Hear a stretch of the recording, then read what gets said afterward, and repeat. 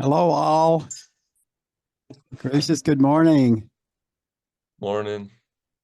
Jackson, thank you so much for joining us. I really appreciate it. How are you doing today? Doing good. How are you? I'm doing great. Hey, Amanda. Hi, good morning. Hi, good morning. Hey, Zach. Hi, Tom. Good morning. Good morning. Great to see you folks. Good to see you as well. Anna, can you hear me okay? Yes, I can. Oh my gosh, you're actually in the Netherlands? Yeah, I am. I can't believe it. This is awesome. Thank you so much for joining. What is it, like 3 in the morning or 10 at night or what? No, it's 5 p.m. Oh, okay. Oh my goodness. Yeah, we're just starting our day here in Arizona. That's amazing. Wow, technology. I can't believe it. Thank you so much for joining us. Okay, now to start out with, I have a wonderful guest who's going to leave us after just a second here. But I have Jackson Martinez, who is from our previous universe, our gold universe. And I invited Jackson as a guest speaker to start us out here um, with some sort of absolutely mind-blowing news, which is that Jackson and his previous red team in the Gold Universe just set an all-time record for hundreds and hundreds of sims on all 30 professors and all of the classes we've done, which is they not only did they create a flywheel with their team so that they swept it away. Let's go here to our Ace the Sim in the class. This is business485.com, which everybody is welcome to go to. It's got a lot of videos and tips and how does the sim work and all that good stuff. Let me see, is there somebody else asking? Okay, doing great. I did have someone new here. For anybody coming in new, this is being recorded. I'm assuming that I have your permission to do that because everybody's going to watch this later. Just want to make sure I mention that as you join. Now let's go down here. I just want to show this to Zach. I just mentioned we have Zach as our guest today to just take a few minutes and I don't know, tell us how he did this. I can't, this is unbelievable. This is, you'll see this on our own teams as we start this, but this is the results of the entire sim for the gold universe. And with an early start, Jackson can tell us what happened there. Usually out, the first decision is almost nothing because you don't have competition and you don't have any reaction from your customers. So Red started out third and immediately jumped up and just ran away with it, created a flywheel and completely took over the sim. That's that's good. And you can see that a lot of these course, a lot of the teams in this universe were very close. But what happened that's never happened before is look at the scores. They are number one in every one of the 6 parameters, which has never happened before. I can't find anyone in our school in Harvard or in Belgium and France who's seen this before. So it's absolutely amazing. And I hope, Jackson, you put that on your resume because it's incredible. So just to back off for a second and let Jackson talk a little bit, just going right in as if this were your first decision, knowing everything you know as a student. Um, just tell us a little bit how you did it, what your strategy was, some of the ups and downs, and any advice you have for our new universe, our Amber universe here, just getting started. Well, oh my gosh, that first decision, I just want to start off and say I felt completely overwhelmed. I didn't know, as a team, we didn't know what we were doing. We were like, okay, how does this work? Just familiarizing ourselves with the sim was probably the hardest thing we did the whole simulation. Sure. Um, our starting strategy, after watching, like using the resources, watching videos, we decided that we wanted to take a broad approach, attack all the different car lines equally, but we did want to have a slightly more focus on the 2 cash cows, which were the family line and the image line. Yes. So with that in mind, we just wanted to take a balanced approach to everything. And after the first sim, I think we were like we were tied for first, but in a lot of things we were we were like fourth, fifth. Like I know sales revenue, we were last for a good majority of the time. But yeah, that was our strategy, kind of a broad approach, targeting family and image. Then we just also wanted to make sure that we were producing the best vehicle we could in each car line. We didn't want to produce a crappy low image one and a really nice eco-friendly one. So Yes, yes. So you're balancing out your portfolio, and this I harp on this through all the sims and all the decisions, the lost orders over inventory, because as Jackson said, what happens is you'll see yellow team, poor yellow team, they came in last, but if you look at the 0 point here, if the curve goes above in the top, you have excess inventory. If it drops down, you have lost orders, meaning you had got a lot of orders, but you couldn't deliver them because you didn't invest in CapEx and in your plant capacity. And when Jackson says, wow, this first decision was overwhelming, it's because there's so many moving parts. This is running a real business, flying a real airplane. So it's really a learning experience right out of the bat, because it's like, boy, I'm completely overwhelmed here with all these decisions, and we'll look at that in a second. But just to see the amazing work by Red Team, if you have a straight line across zero here, that means through every decision, you have come close to completely balancing supply and demand, which is almost impossible. I mean, it's a give and take. You do some marketing, you get a bunch of sales, and you're like, oh my gosh, my production capacity didn't keep up with that. Or you invest in CapEx, as you'll see on the sliders in a while, and suddenly you're doing great on your marketing, getting all these orders, but you can't fulfill them. And so instead of like yellow building this inventory, you drop down into this territory, which yellow did for a while, which is lost orders.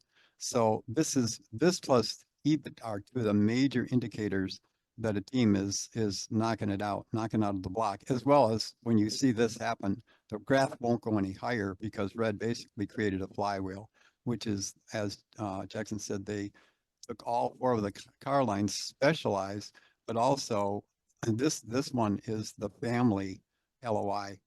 And so you'll see that later in the sliders. You can look at low cost and look at image, but how did you get to working as a team? I mean, this is one of the teams have to get themselves together. Did you use Discord or Zoom or FaceTime? And, what were some of the mechanics I mean, that's really hard because you have to organize yourselves, even though, you are the validator for the team. yeah, so we chose something similar to this. We just chose a Zoom once every week. I think it was Wednesday, just to give us time to, like, if it was group work, to disperse the parts to each other, then also give us time for our decision.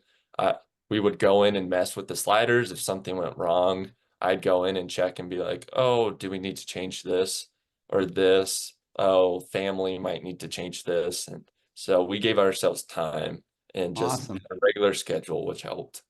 Awesome. So then did you each take a car line and kind of come together on those car lines, or did you sort of share all the car lines, or how did you organize your team? I mean, it's however you want to do it is how you do it. Yeah, we kind of had one person in charge of every car line.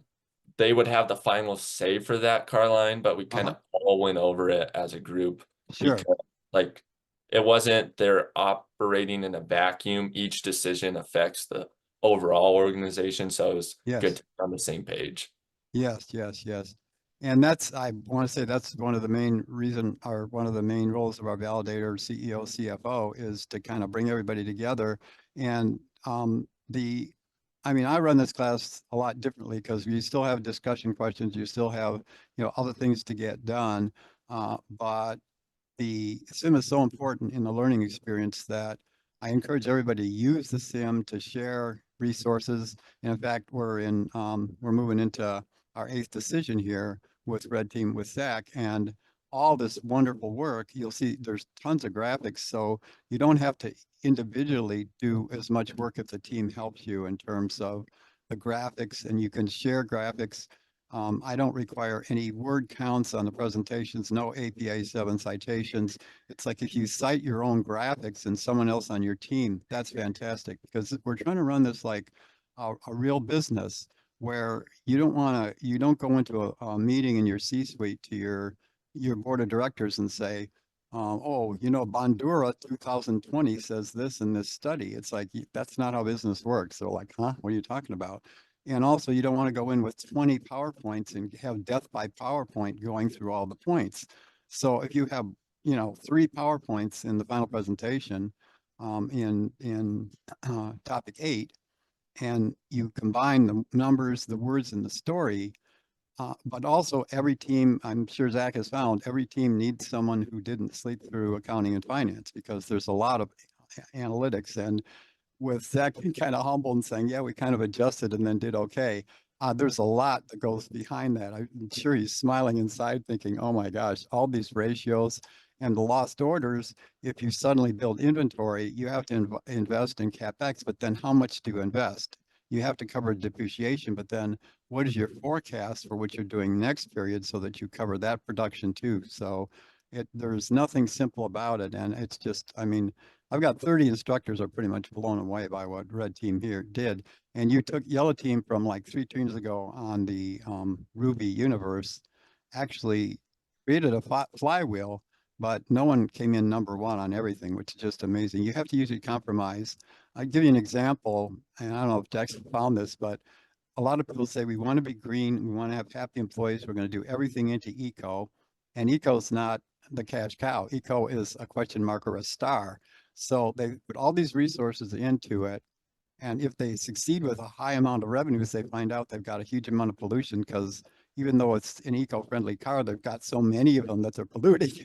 So it's real world. And what Jackson also said, which is amazing, is that from decision 1, you can see that they had a revenue issue where everybody else was kicking out the revenues, but they were also careful to watch their EBIT and their profit. So they ended up with ROC, ROCE, return on capital employed. And, no one gets into positive territory on ERE because this is a turnaround, but they had the most positive possible that we've ever seen in the sim. So, Jackson, I don't want to keep you too long, but what kind of advice do you have sort of as our teams here move into, further decisions and make course corrections? I mean, you obviously found it easier because of the way you ended up than that first decision. I would definitely review the videos after the decisions. That really helped us because it gives you information that if you just go into the sim, you won't find. So we really took advantage of that, and it showed kind of what our competitors were thinking, how we wanted to adjust. So it really guided our strategy. And then just always we prioritized EBIT, CO2, and just making sure marketing was good. Those are some of my best tips that I'd say you should employ. And you did so good with your employees that, I mean, a lot of people get 3 out of the 6 right and still win the sim, as you obviously have, but there's always something that blows up. So everyone's curious, even all the instructors, our course lead, everybody else, the developers of the sim at Harvard, they're all like, well, how do they do all this and still get employee satisfaction? And I know that it's secretly tied to revenue and EBIT because people they're proud of working for a company that's doing well. So that's part of it.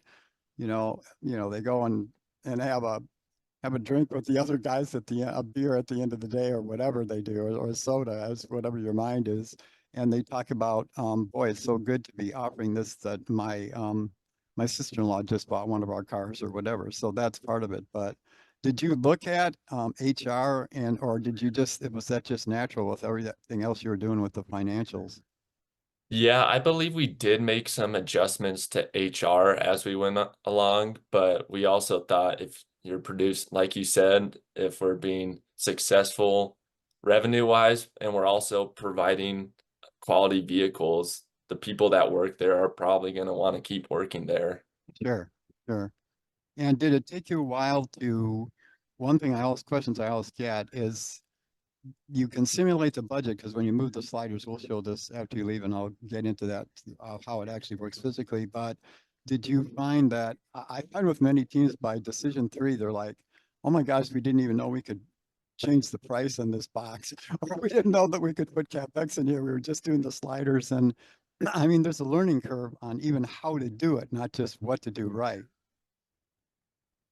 Yeah, we we didn't like the first sim we didn't, but then after that we kind of picked it up, and I want to give a shout out to Bailey. He was the map, or had the most like detail of, like he knew the most about the sliders and everything, so he Good. really helped us, which yeah, shout Awesome. out to him.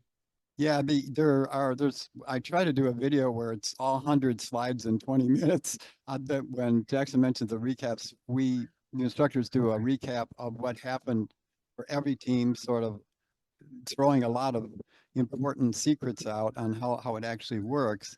But it does take the team getting themselves together, deciding to meet, and you can't really skip a meeting if you have a car line, because then they have to make it up for you. And the peer reviews will say, wait a minute, you can't just not show up and you had this car line. You got to help us out here as a team, because it's all teamwork. But we try to make that up on the instructor side by letting you use everything and all the other work you have. When you see it says this is required, use APA, throw that all out the window. When you get into this class, that has to be stated, and the benchmarks have to be turned in individually, but the team can work on them. There's a decision's been made that this is such like the real world, that we want the business writing to be like the real world and the sim like the real world. So by the end of it, a lot of that really depends on the teamwork. So, well, Jackson, do you have any other advice before you take off? I don't want to keep you. I'm so pleased that you were able to join us. Or does anyone else have any questions for Jackson before he takes off? Nope, I guess it sounds like we're good. All right, thank you for having me. Jackson, I really appreciate it. Thank you so much. And we'll see you around the bend on decision 8, or not decision 8, but topic 8. Yeah, All see ya. right, sir. Thank you. Bye-bye. Thank you. And you see all these things that we have to do every week. And it says something like CCOB, Amber already asked me about this agreement form assignment. All this is done individually and by a team. So when you get together, you can get together for 10 minutes, or at the first time you have to get together probably longer, like for an hour, but you can also text and just coordinate, because you don't all have to do individual things that then you all have to turn them in individually. You can combine together. One person this week can turn that in, another person that week can turn it in. This, for example, everyone has to agree that, yes, we want to participate in the sim, and we realize it's at Harvard University, and whatever else the questions are. This form assignment is available under resources. That's where you download it or look at it. But your validator, your CFO, any of the members on your team, your convener that gets you together and just schedule, you just work together as a team on what roles you'll have. Like Jackson mentioned, Bailey was the numbers person, so he did all kinds of crunching and numbers. And we had Peyton on another team that did that. So you'll figure out your roles after the first decision. But this, for example, you don't all have to turn this in. You all just discuss it, check the boxes and do one, and then just drop it into the box on CLC. When it says CLC here, you can chat as a team and meet on CLC, but that's not the sim. The sim is when you go over to class resources, and then the sim comes up as the top one, and you say view resource. And if I click on that, which I won't because it'll take me to the instructor interface, up pops this screen, which is your dashboard. That's your initial, as Jackson said, this is where the learning curve is, that there's so much information here. How do we make these decisions? Well, first of all, as a dashboard, you can see that up on the upper right, there's your company, your markets, your decision, and your validation. If the validators are wondering what does validate mean, you click on that and you just say, yes, we're ready. Yes, we're ready to submit the sim. It comes up with your final numbers and it says, are you ready? And you say yes. And then you can you just one click and your decision is made.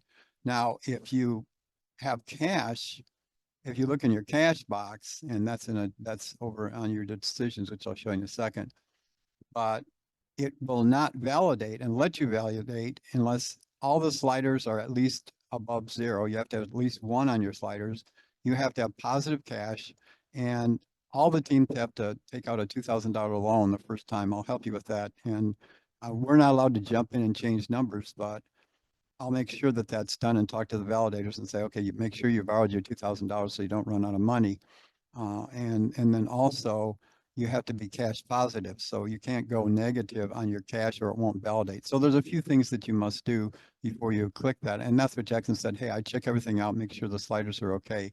Now you'll see that we saw the dashboard, and under the dashboard, it kind of gives your standing, shows your emissions, but there's things across the top and across the bottom, like you can look at your sales revenue, and you can compare it with the other teams.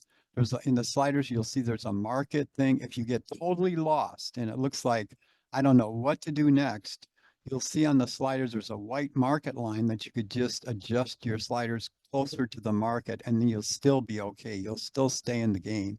But you can see that you can do across all of these different indicators, and these are the 6 indicators that you exceed with your share value, employee morale, etc. This is just sales revenue, and then you'll have return on capital employed. But when you're back to your when you go down to the bottom here, you'll also see not only the ranks of the universes, but you'll see the business index, the gas price, and your production cost index. Now, the gas prices, if they go up really high, you know your gas guzzler in image is not going to do too well. So, and let's see. All right, we saw that. Let's go to company. You can see that you have your income statement, or then you can go to your cash flows. And these are your financials, your balance sheet. And there's all kinds of cool graphics there that you can use in your presentations. And then also, though, this is financials. You also have operations, and that's where all of your business lines are. So you've got your low cost, your family, your eco-friendly, and your image. And this looks really intimidating because this is a team that's already done 5 decisions. So it'll look much simpler in your own interface when you start there. But so that's a run through of your top. And remember, there's top, middle, side, and bottom to all these. And we looked at validate. Markets, again, show you competitive differences. If you click on this, it'll just show sales in units. But if you click on this little tiny thing here, it'll take you through and show you different volumes, how everyone is doing, how you did, what you need to change to adjust. And you'll also see lost orders over inventory, where you have to move closer to the center with your sliders and your boxes. So that the question is, that always comes up is, what is a decision? And I've got that on our Business 485 site that you'll be able to look at. But what a decision is you have 2 things in decisions, just 2. You've got sliders and boxes. And the business lines are sliders, and you can do 2 types of sliders, engineering and marketing. And I'm going through this quickly, but I'm going to record it and so that you can watch it back and look at it. If you have any questions, also go to the website. But if I go to the business lines, these are sliders. And you'll not see anything like this in yours to start with. I'm showing a mature, sophisticated universe here, so you see what's going to happen as you make the decisions. This white line is the market line. And you try to stay somewhat close to market, anticipate the trend, but not get behind it, and not get too far ahead of it. You have to meet the trend.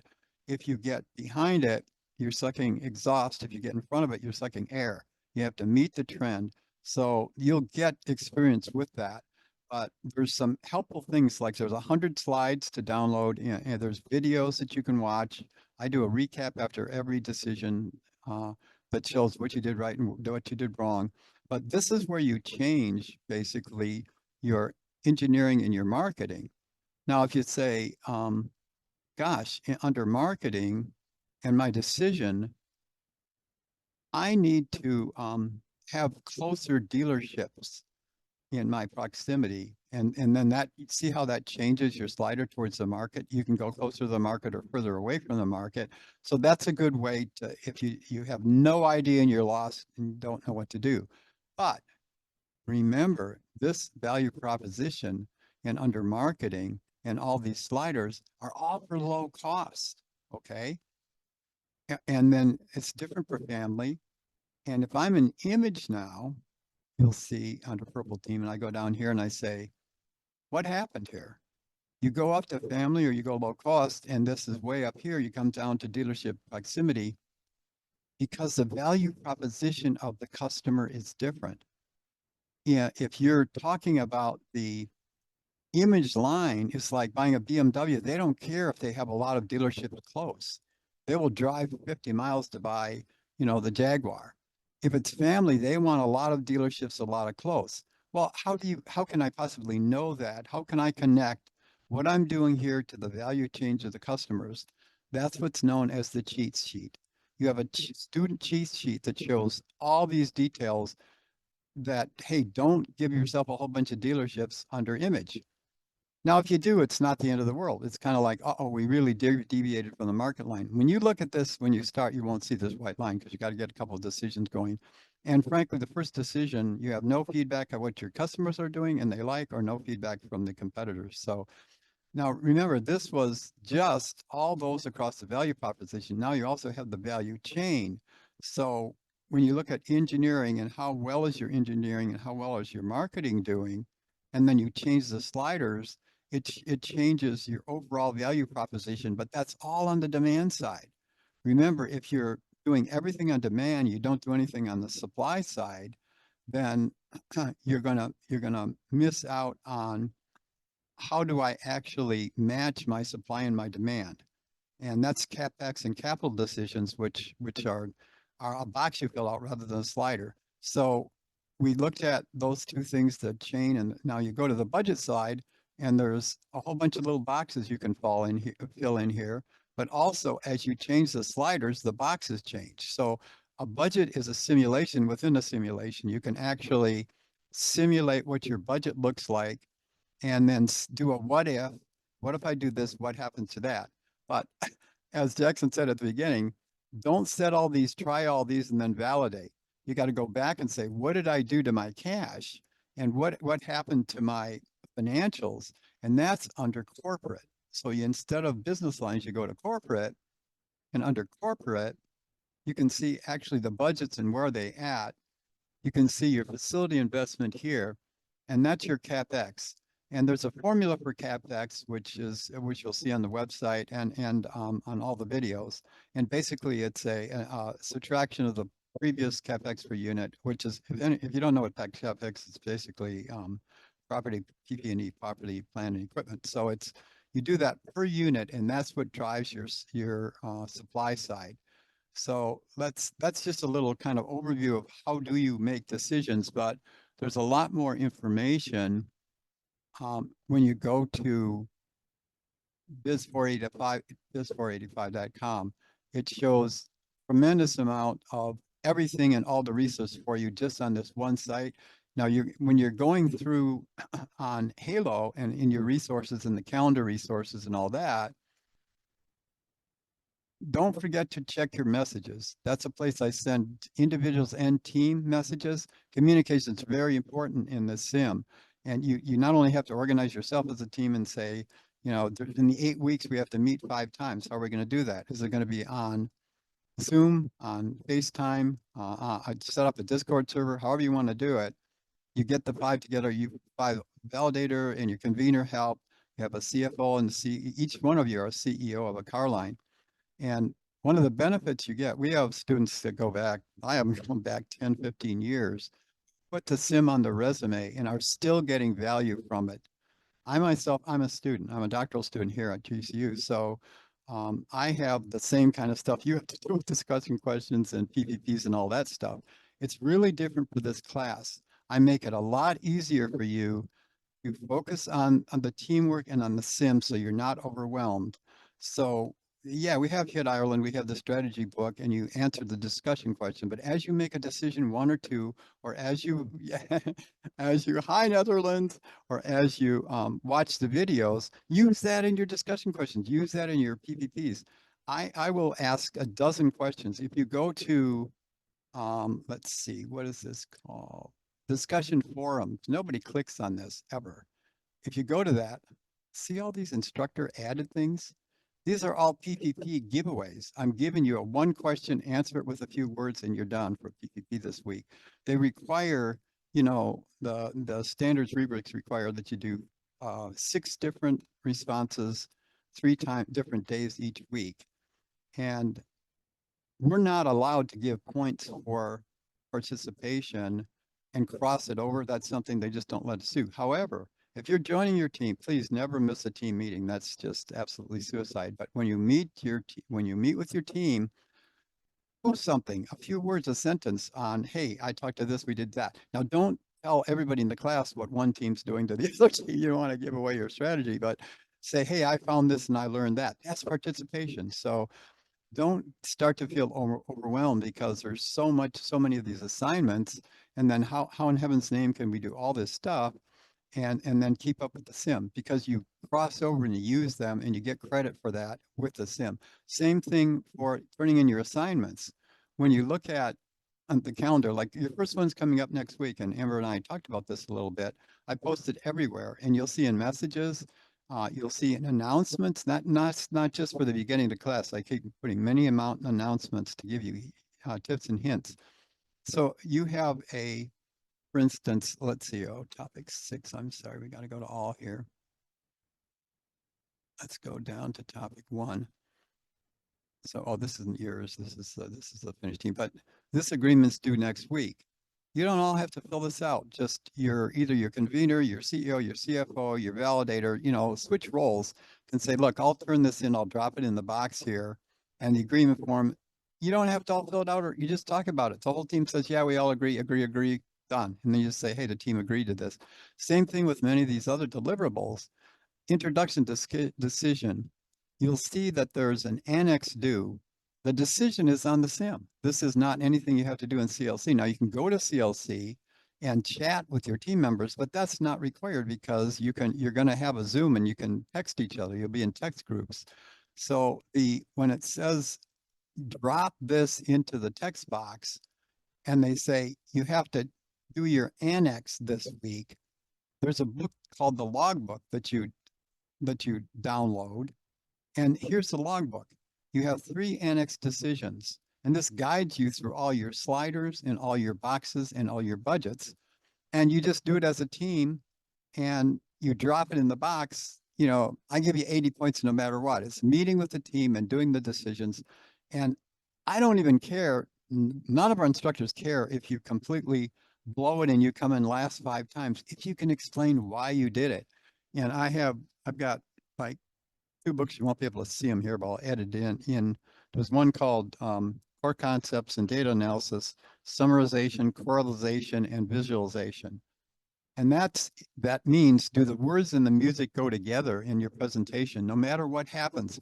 If something went bad, explain went bad and why, and how did you make a course correction? Another book that I just love is from Columbia Business School. It's called Narrative and Numbers. And what it does is it says, tell a story. What happened? Why did it happen? And then put the numbers in there. This is what happens in real life business. When you've done something, you go in and explain it to the C-suite. They don't want to have a 500-page paper. I keep getting, like, I have a paper that says, the rubric says, 2,000 words, cite APA 7, and make sure you have at least 3 inline. Forget all that. This is a different class. We've got an absolution from those things. It says the way it says it. You must read this, and we're changing it as much as we can. But a lot of these are courses that are not ground courses, but are not online, but ground courses. So you can do that talking to each other. So we have to do some different things in the online course. So really focus on these. What this annex is your sliders. You put 1 to 10 in each one of these. This is annex number 1, and this gets dropped into, you know, decision 3 CLC box by one of you. Just one of you. You can agree verbally and drop it in, or email it to me, text it to me, or, you know, it's no big deal. Just drop it in there.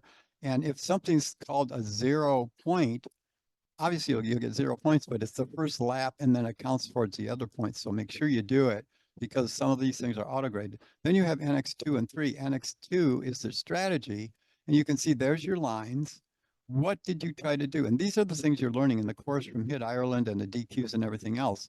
SWOT analysis, SMART analysis, all the different acronyms, strengths, weaknesses, opportunities, and threats, the 4 different types of portfolio markets, that kind of stuff.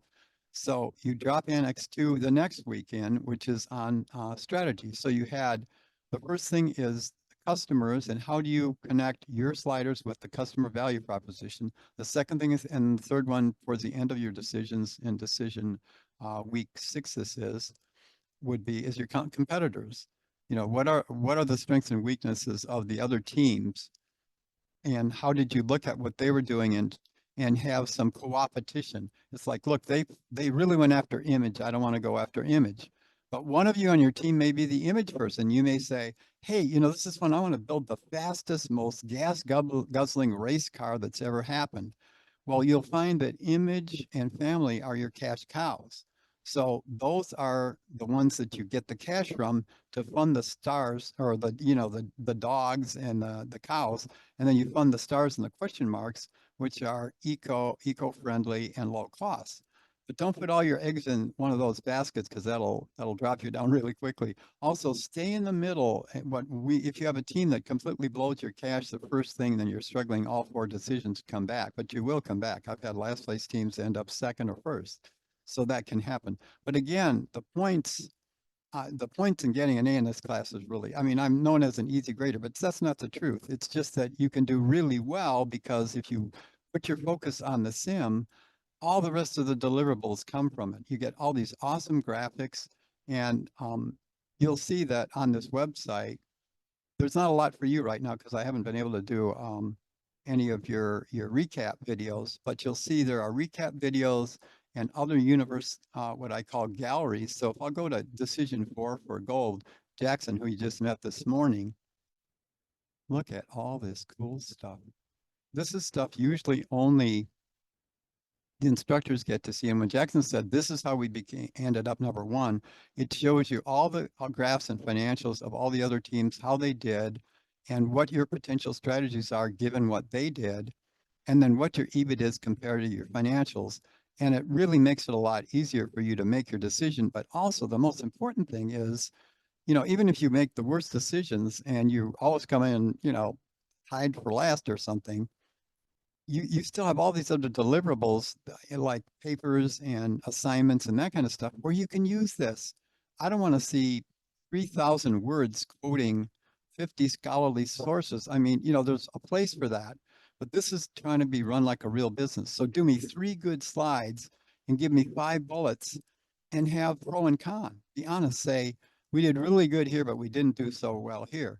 Even Jackson and the red team, when they started out, as you'll remember, they dropped down and through the whole sim, they were stuck with revenue. Purple team was last a lot, and I had to do a huge amount of coaching with purple. So we're really, really having some confusion. They ended up number 2. But what has happened is that they said we're low in revenue, but we put too much into our capital supply side, and we're not getting the demand. So let's hit the marketing a little more, hit the engineering a little more, but keep up with our capital expense also. And this website, you'll be able to see, these are the examples, of an actual team. You'll get one of these for your own after every decision, and a video also done after every decision. So, but let's see, where is that? Gold Universe, Gold Decision 4. Let's go back to that. And let's go down to Ace to Sim. Now we're getting towards the end here, so I don't want to take too much time, but as you go through these, you'll see, for instance, I had a problem. Let's see if I can find our master curve. This is what I call the master curve. If you put a huge amount of money into marketing and engineering, and you have absolutely blow away by 10,000 units every other team in revenue, as our last place team did when they were last place, and yet you don't invest in CapEx, you don't put any money into your facility, your plant, your equipment, your personnel, you're going to have this huge gap. And sales, all that means in the US is that, this is a European sim and a Harvard sim, but This means delivery. Sales means deliveries because you know the accounting, you go sell when you've delivered. So if you got this many orders and this few deliveries, this is all wasted marketing money. You've thrown that cash away and burned it. So to get these closer is the lost orders over inventory curve that I showed from Red Team, which is you get closer and closer to parity between supply and demand. And you do that by investing in CapEx.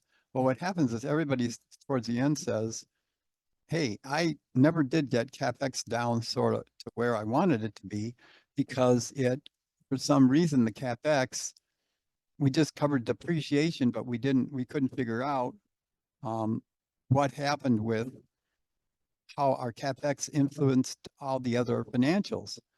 Well, there are slides here that show how do all the tiers tie together. And this is also in the videos. When you go to your resources within the, let's see if I can find this. You go to your class resources down here where you actually get to the sim. On the resources on the left side, you come down here and you'll see all these videos on YouTube. How do you make a decision? 100 different slides. There's hours and hours of videos. I've shortened all those videos on our own site with our course lead and myself so that if I can find it here, Coach T and Prof. Paul YouTube's, okay? So this is again on biz485.com. You go to this link and there's all kinds of cheats and playlists. Here you can download your log sheets. You can go to other places, but if you click just on this giant thing, you'll get taken to our YouTube channel, in addition to the YouTubes that you get with MegaSim. And this is where Jackson said those videos really gave us the answers because your recap videos and going back several universes back are here. And you can see before decision 1, before decision 2, recap decision 1, recap decision 2, and you'll get a custom one of these. But there's some amazing ones here that you just have to watch. There's one, a lot of these are short, they're 10, 15 minutes, but there's one that's called The End Before the Beginning here, which is, it's called Solve the Maze from the Back. And what it is it's the 3 of the teams that did really good and really bad, what their final presentations were. And it'll show you their final presentation, and they're short, they're sweet to the point. It's not a huge amount of work, but it's really honest. It says, we change these decisions because this is what happened. So that kind of feedback helps you use your visuals in your presentation, and you each don't have to do it. You can work on them as a team. You do this, you do this, you do this. Now let's throw it all in and throw it up to Coach T and you're good to go. And so we're trying to make this easier for you by seeing that when you do it as a business, you want to have it so that the story's there and the numbers are there, but it's not an exercise in academic, showing how many things you can look up in terms of scholarship. Now, if something says, a rubric says, this needs to be 1,400 words long, I'm not going to judge you if you did a few videos, a few visuals, and then had really good bullets beside it and gave the truth of what happened with your team. That's what we're looking for. And that really, it makes a lot of the other things easier, like your participation posts, your discussion questions, your DQ answers. Tie those to the sim. And if you say, well, wait a minute, we don't have a decision until week 3. What about this week and next week? Watch the videos and make a comment on the video. Or watch one of our videos or watch the YouTube video and say, hey, I've got a question on this. I don't understand quite how this box fits with this slider. And as Jackson said, everybody's completely confused to start with because I don't really like to show this page because people are like, oh, you must be kidding me. But it's the pre-flight checklist. This kind of shows which assignments are shared and which do you have to turn in individually. If it says benchmark on it, you have to turn it in individually. You have to drop it in because it's part of the benchmark, but it doesn't mean you couldn't have worked on it together. You each take a piece of it and you help answer it. This is kind of what Jackson was saying at the beginning. You have the mechanics of learning how to do it, but then you also have the strategy of, okay, how can I decide what I need to do? And there's lots of questions and answers here from past teams. There's all the video cheat sheets and playlists. There's a logbook. Everything you need to download are here, as well as the at the very bottom, the the sheet itself. Now that's also, all these resources are also on your Halo interface. And you saw that some of them were under class resources. And remember, don't forget to click on discussion forums and check messages frequently, because I give you and the validators a lot of tips frequently. And then, but also if you go to, and let's say we go to topic 2 here, on the right, you also have resources, right? I upload resources here that are special for each team. But if you go down here on topic 2, you'll see here's the cheat sheet, the logbook, and the other things right here on the right side. So this is like trying to find, you know, a needle in a haystack. There's a huge amount of stuff going on here. Where are all these resources? But just remember that all the sims and everything else takes place at Harvard, not here. So you do have to go to your class resources, and then you do have to go to view resource, and that'll take you to your team. It's all done, it's all set up, and your decisions. Don't go on and make a bunch of changes for your team until you meet and you talk about what you want to do with each of the car lines, because you'll each look at the car line the week before, and then before you make your decision. Now, every decision is due hard deadline Saturday at noon. Everybody usually gets done by Friday, but if you have to move into Saturday because you have some things, especially on the first decision, it's the easiest and the hardest. It's the easiest because it doesn't matter. You haven't seen competition and you haven't seen customers yet. But it's the most difficult because it's like, what are we supposed to do on these sliders, and what's a slider and what's a box, and why am I negative cash flow? Oh no, I've got to go back to the sliders and back off on the engineering features. Okay, now it's spent less money. Okay, I need more supply. Do I put a supply CapEx into the box, or do I move the slider to change the CapEx, the capital expenditures, to make my plant have more productivity? All those answers are in the cheat sheet, and all the examples are on this site, where you can actually look at, under Ace the Sim, you can look at individual slides. In our video, I've done a short 20-minute video, which I mentioned, that you should definitely watch that before you do anything else, because it's got all 100 slides done in 20 minutes.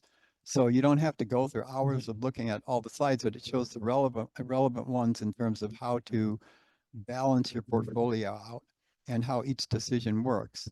So I'm just rushing through this because this is being recorded, and if you want to come back, you can look at these different things, but we've got only a few minutes left here. So I want to open it up in case anybody has any questions. I hope you're not too overwhelmed, but as you know, as you saw, Jackson had their team had an absolute record, and they started out completely lost at the beginning too. So don't feel bad.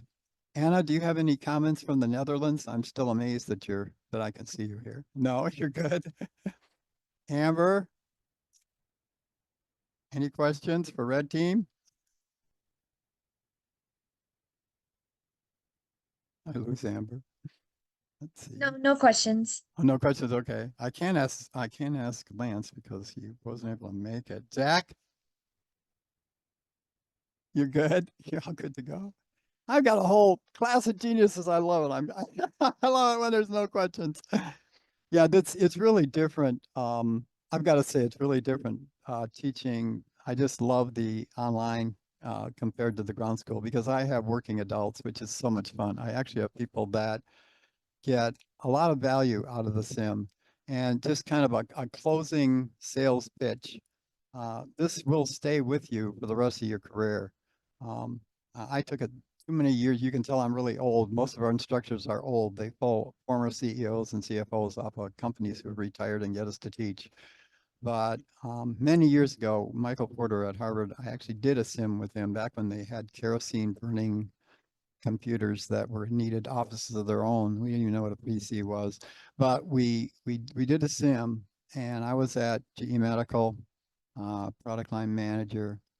I came back from Harvard from doing the sim, and there was 100 teams. Our team came in second or third, and the CEO came up to me and said, "We're buying you a full ride on your MBA. You did so well on the sim. Thank you."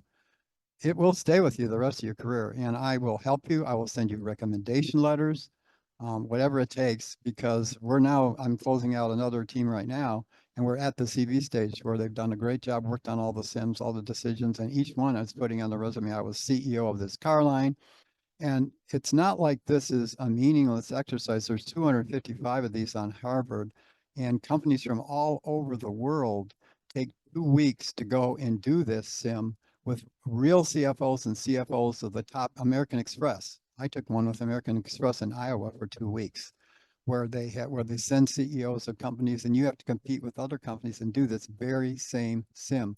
So I've had students say, well, hey man, I'm just kind of finishing GCU. This is my last capstone class, and why do I want to do a bunch of Harvard stuff? Trust me, by the time you get to your last decision, you're going to be very competitive, very angry at Yellow Team, and and very happy to put it on your resumes and your CVs. That'll last with you for a really long time. So I appreciate your time. I will get this shortened down if you want to rewatch any of the sliders, or go to Business 485, help your validators out and decide whether do you want to go do a FaceTime, do you want to do Zoom, do you want to start, a Discord. And I realize that we're all working folks here, and that it's not always easy to get together. We have a team with someone from the Netherlands who is kind enough to join us, late in the day, and it's early in the day here in Arizona, and everything in between. So if you have any questions, text me. I put you all in text groups, message me. I'm here for you. Call me. Validators I'm talking to all the time and showing them tips and hints. And if somebody's getting in trouble, if somebody has anything less than an A in this class, it's half your fault and half my fault, because I'm doing something wrong if suddenly. And I've started classes where somebody skipped a team meeting and ended up with an F for a little while. And it's like, no, we can't, we got to lift this person up, help them out.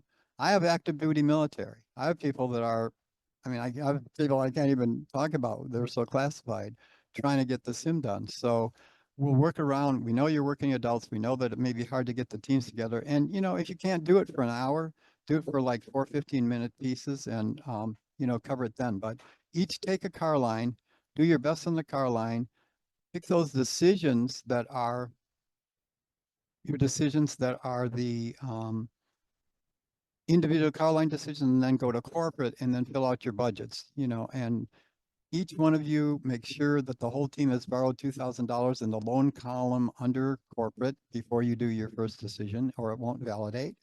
And if you have trouble validating, let's just talk. Call me, text me, and I can't change your sliders. I am not allowed to go in and do anything to it, because if you are having problems, I'll help you out. Just text me or give me a call, and I'll do the best I can do to kind of direct you to where you need to go with the team. But by decision 2 and by decision 3, you'll be like running on this. And decision 5, again, decision 1 doesn't, I don't want to say it doesn't matter, but you don't have the feedback. Decision 5, by that time, there's no supply needed, because you're not going to have a decision 6.